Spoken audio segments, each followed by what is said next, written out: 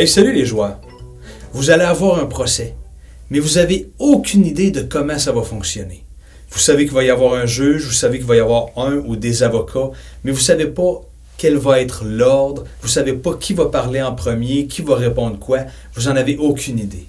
Je vais essayer de vous résumer ça.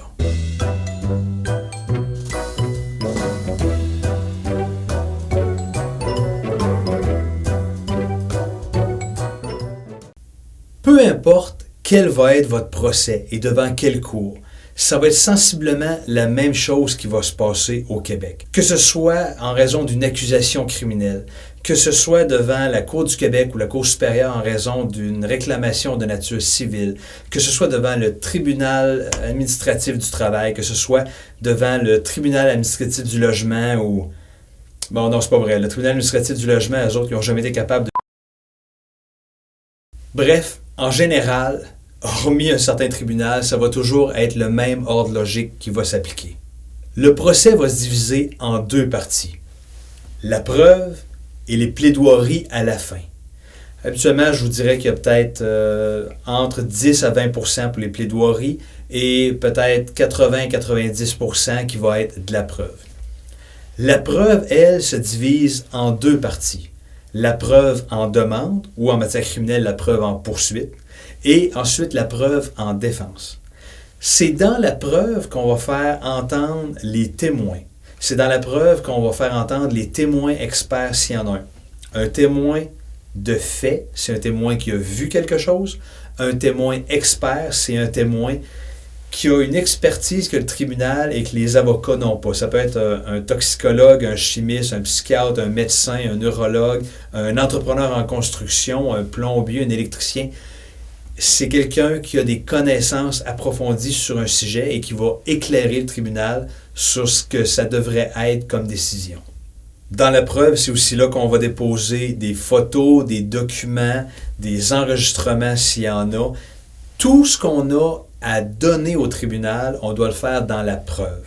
Donc, la demande commence avec tous ses témoins, ses preuves.